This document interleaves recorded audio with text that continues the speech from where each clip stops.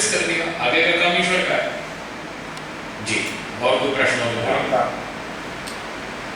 कभी हम आसमान में देखते हैं कि तारे गिरते हुए दिखाई देते हैं। कौन से तारे गिरते हैं और गिर करके कहाँ गिरते हैं? बहुत अच्छा, बहुत अच्छा।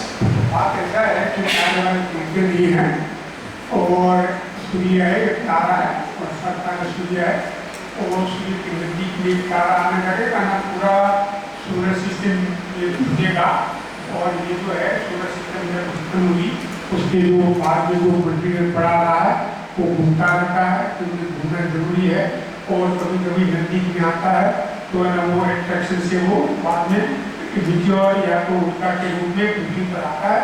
कभी बड़ा होता है, कभी छोटा होता है। बड़ा होता है तो बड़े बड़े गड्ढे कर देते हैं जिसको हम लोग क्रेटर बोलते हैं, उनका पुंज कहते हैं और छोटे होते का आ जाते हैं। कभी एक फुट का, कभी 1 मीटर का गड्ढा करते हैं, कभी है ना ये बाद में तो नष्ट हो जाते हैं क्योंकि उसका पृथ्वी के आजू बाजू जो वायुमंडल है जो प्रोटेक्टिव मीडियम है, हमें हम लोग को भी विज्ञानी लोग भी विचार करते हैं पृथ्वी को वायुमंडल क्यों है, कैसे उत्पन्न हुआ उनको बताते हैं, लेकिन वो वायुमंडल है तो हमें, ये सब मैग्नेटिक फील्ड है तो हमें, ये सब बहुत बड़े बड़े क्वेश्चन हैं। लेकिन वो ये गड्ढे बनते हैं तो ये इधर भी महाराष्ट्र में भी उनका कुंड है तो, लेकिन ये प्रश्न था कि भी ये कौन सा पदार्थ ये उनका कुंड बनाएगा, कितना बनाएगा, वो साइंटिस्ट ने प्लीज समझ के बताया कि कौन सा एजेंट है जो है ये गड्ढे बनाते हैं, नहीं बनाते हैं, कितना बनाते हैं, कैसे बनाते हैं। तो और ये उसमें लाइट भी हो सकता है, इसका ग्राफाइन जो ऐसी जो सब वो उसके पॉकेट अंदर है और अंदर पॉकेट कई अरबों सालों से हैं, जीवन रस कैसे रहा और इधर आपने को इधर बाहर से भी जीवन आया होगा, ऐसा भी बहुत कॉम्प्लेक्स सिचुएशन है। बेचारे विज्ञानी लोग ट्राई करते हैं अपना जीवन बिताने के लिए, सब उसमें इंटरेस्ट है तो समझने का प्रयत्न करते हैं, लेकिन उसका मतलब नहीं कि वो समझ पाएंगे और समझ भी पाए, क्योंकि आखिर में तो ये इमोशन है तो कुदरत है ना, और उसको है ना ये योग्य भी बनाती है और उसको है ना लाभ भी देती है और तो उसका डिस्कवर करता है। और सब जगह लिमिट देखते हैं हम लोग, ये सूर्यमंडल की लिमिट और है ना ये तारों की लिमिट है, सूर्य की लिमिट है, स्टार की लिमिट और इवन ये गैलेक्सी की limit, structure of the galaxy और structure of the solar system, ये सब बहुत साइंस ने बहुत कुछ काम तो किया है, विज्ञान ने बहुत समझा भी है, बहुत सुंदर, लेकिन प्रश्न भी उठते हैं कि जो है ना ये मुश्किल है। और ये लोग क्या साइंटिस्ट को कि विज्ञानियों को क्या हेल्प करता है, कुछ नहीं, वो बेचारे अपने आप ना पैसा खर्च करके अपनी जिंदगी खर्च करते हैं, वो बेचारे करते हैं, कब तक कर सकते हैं। ये भी एक बड़ा प्रश्न है अपने लोगों को, ज्ञान विज्ञान का तो ये है ही ये वैल्यू, लेकिन आपको पैसा है तो दाऊद है तो भी आपका गुरु कोई सब लोग साफ ऐसे समाज है और ये समाज को बदलना जरूरी है। और ये समाज है स्वामी जी विवेकानंद और शंकराचार्य और ये बात। धन्यवाद जी। साइंस ने मनुष्य का देह बना दिया, शरीर बनाया जी, तो क्या अध्यात्म उस शरीर में जीव प्रवेश नहीं करा सकता? देव शरीर मात्र नहीं है, हम शरीर के अंदर एक आत्मा है, केवल शरीर नहीं है हम।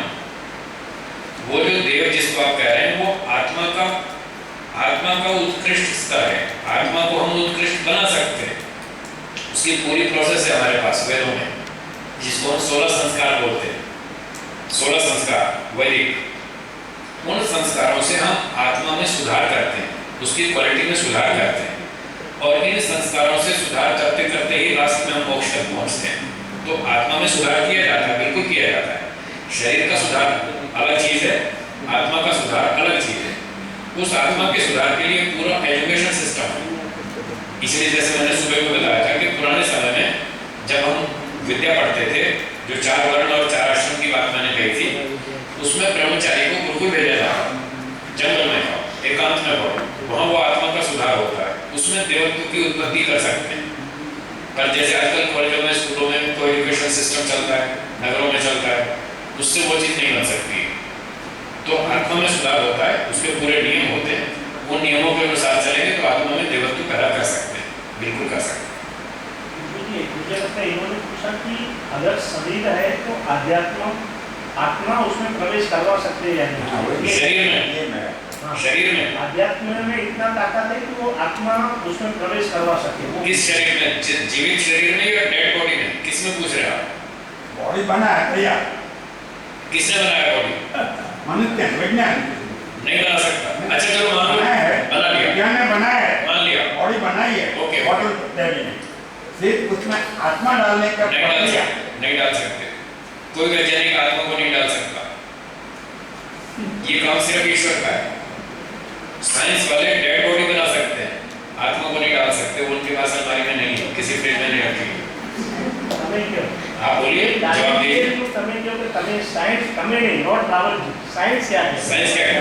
और ये जो बॉडी का बात हुआ है उसमें आप साइंस क्या कहते हैं नॉट रावल जी? कि बॉडी बहुत सूत्रस्त्री है, अभी उसमें जो चेतना चली जाती है तो वो है ना, वो सूत्रस्त्री को तो बहुत चाहते हैं लोग, लेकिन कभी आत्मा जला जाए तो सब जला देते हैं।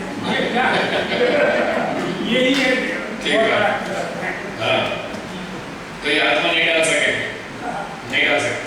डार्विन थियरी तो तमाम डार्विन थियरी में बहुत से ये हैं कि फॉल्स है, लेकिन उसने पहले पर ये आउटलाइन दिया है और थोड़ा बहुत बाकी है ना, ये आउट ये पूरा ये नहीं समझा नहीं सकता समझाएगा नहीं। और ये लाइफ है ना, ये बड़ी बात है जिसे उत्पन्न हुई है कि बाहर से आई है, लाइफ ट्रूथ क्या है, व्हाट इज लाइफ, ये भी बहुत बड़ा क्वेश्चन है। और कैसे उसको आविर्भाव होता है ये भी बड़ा क्वेश्चन है। तो ये ना हमको बहुत बच्चे नहीं होती और हमें ना रोटी करना होता है, तो बहुत धन्यवाद।